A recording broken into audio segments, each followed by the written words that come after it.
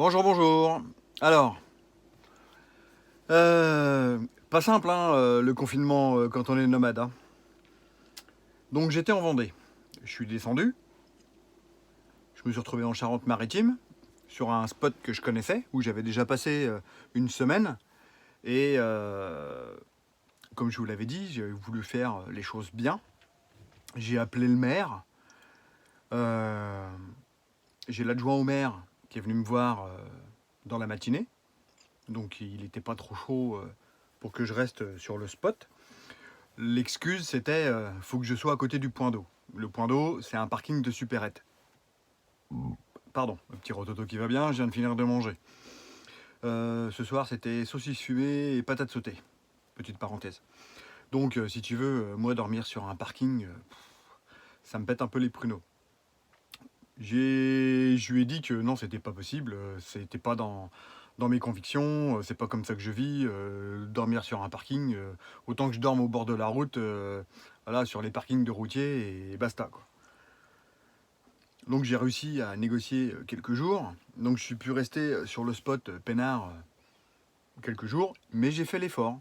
Je suis allé dormir sur le parking de la supérette, j'ai fait 3 nuits, c'est un calvaire, c'est un calvaire. Donc j'y allais le soir à peu près pour 18h.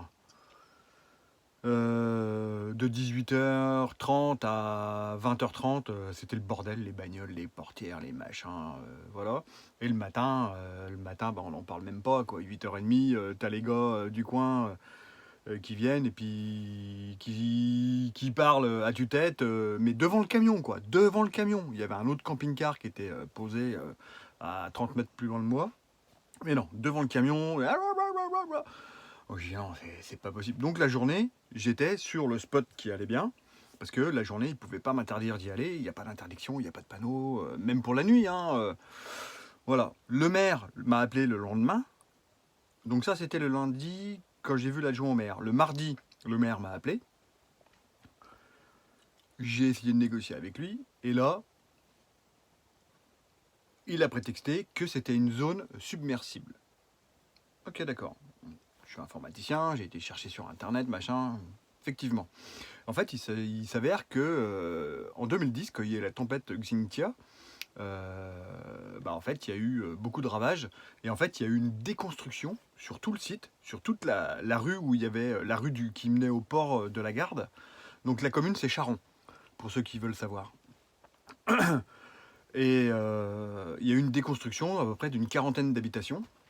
euh, Suite à la tempête de Xynthia, parce que voilà, il y a eu une grosse catastrophe, quoi. Mais bon, là, on n'est pas en avis de tempête, on n'est pas sur des gros coefs de marée. J'ai une application exprès pour les marées.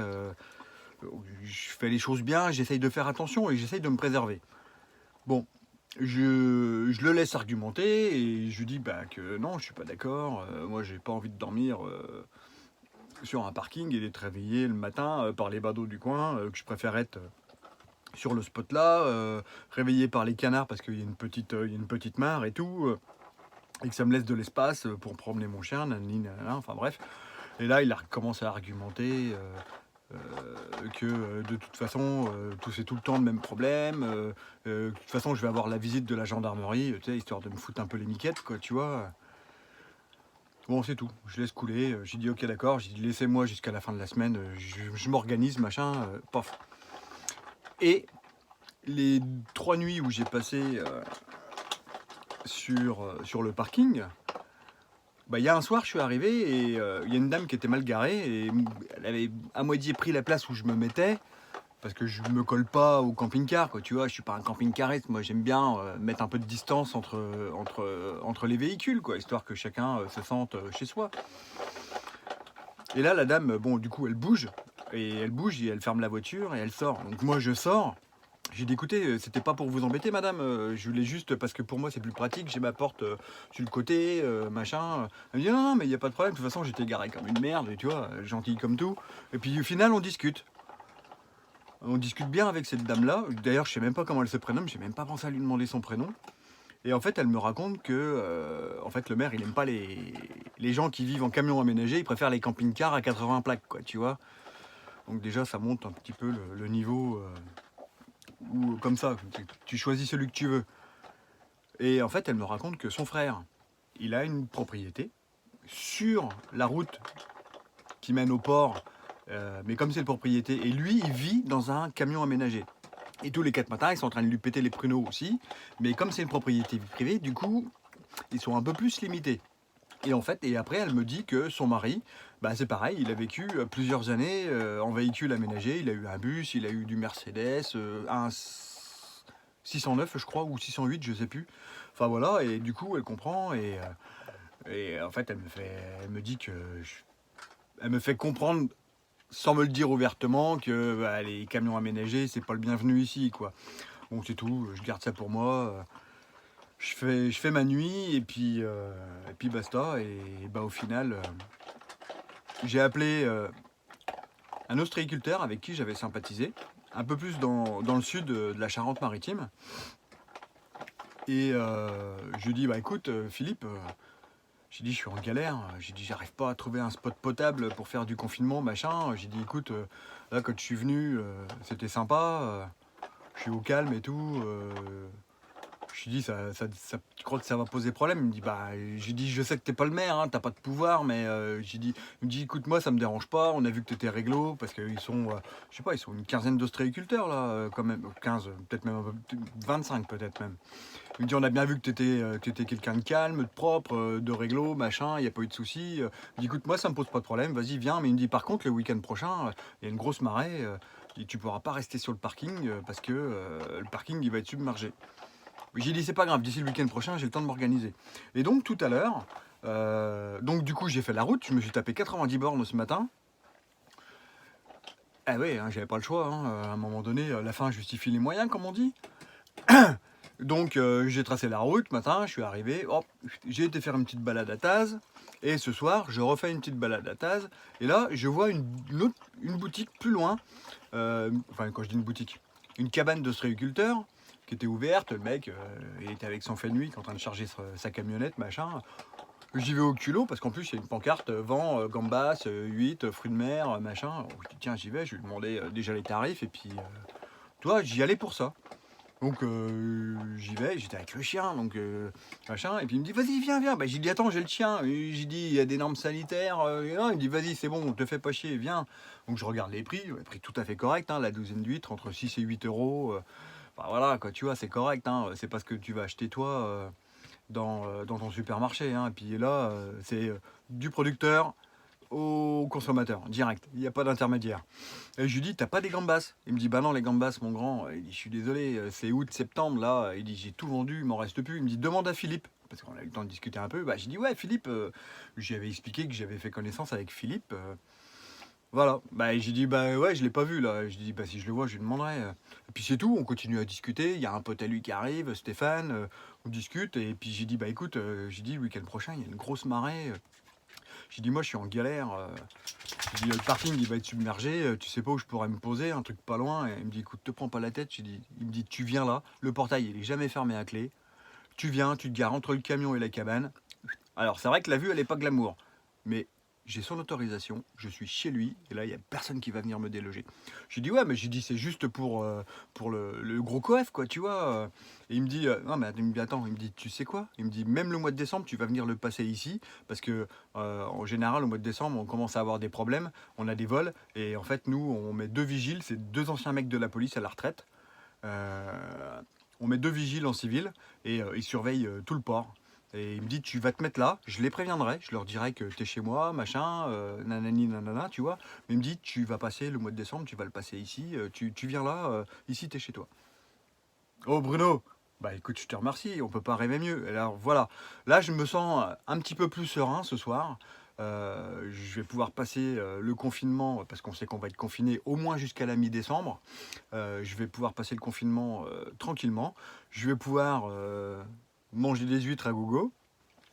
Et puis voilà quoi. Enfin, j'ai cru que j'allais pas m'en sortir parce que franchement c'est un petit peu la merde quand tu es dans une région que tu connais pas. Tu vois, je vais prendre l'exemple. L'autre jour, c'est ça, il a fait une vidéo en disant ouais, il y a de plus en plus d'interdictions. Alors c'est vrai, je les ai vues, hein, les interdictions, il y en a de plus en plus. Donc moi j'étais en Vendée, je devais aller en Bretagne, et j'ai commencé à... Avant d'aller en Bretagne, j'ai commencé à regarder, en l'occurrence sur Park Fortnite. Et putain, les commentaires, parce qu'il ne s'agit pas de regarder que le descriptif du post. J'aime bien lire aussi un peu les commentaires. Et là, tu vois, barré, barré, barré, barrière, pierre, plus d'accès. Je me dis putain, mais enfin voilà, je voulais aller faire un tour dans le golfe du Morbihan parce qu'il paraît que c'est super beau. Je voulais faire un tour à Port-Navalo parce qu'il paraît que c'est magnifique. Mais tous les spots qui sont indiqués sont tous fait quasiment tous fermés, quoi. C'est un truc de psychopathe. Alors je me suis dit putain, le confinement il arrive. Je vais aller dans une région que je connais pas. Bon, je connais CC, mais CC, je vais pas passer tout le confinement avec CC. C'est pas que je l'aime pas, mais voilà, à un moment donné, on passe 2-3 jours ensemble, on profite, puis après, on taille la route chacun de notre côté. Et puis en plus, je crois qu'il va aller faire une formation, donc ça va être un peu compliqué. Donc tu vois, je voulais pas me reposer spécialement sur quelqu'un. Euh, donc je me suis dit, putain, je vais aller dans un coin où je connais pas. Il y a de plus en plus d'interdictions et du coup, je vais galérer. Donc j'ai rebroussé chemin, je suis redescendu. J'ai redescendu la Vendée, je suis redescendu en Charente-Maritime, et enfin voilà, du coup ça galère un peu. Et donc là, ce soir, je me sens un petit peu plus serein parce que ouais, voilà, je suis sur un spot que je connais, je sais que je dérange pas, et il y a quelqu'un qui m'a proposé de squatter, hein, on va dire ça comme ça, enfin, ou en tout cas de me poser sur son terrain où il a sa cabane d'ostréiculture. Donc du coup, ouais, je me sens peinard. Ça va être bien, je vais être tranquille. Et, enfin voilà, c'était pour vous donner des news. Je vais appeler cet épisode-là Confinement 2, semaine 1. Parce que voilà, et cette semaine, ouais, c'était un petit peu chaud, tendu. J'ai profité malgré tout du spot où j'étais sur Charon, parce que j'avais des grandes balades à faire. J'avais la journée, je pouvais être sur un spot, pardon, super calme, super agréable. On a eu du temps qui était quand même pas trop dégueu. Et malgré tout, il a fallu que je prenne une décision, donc je suis parti et je regrette pas d'être parti.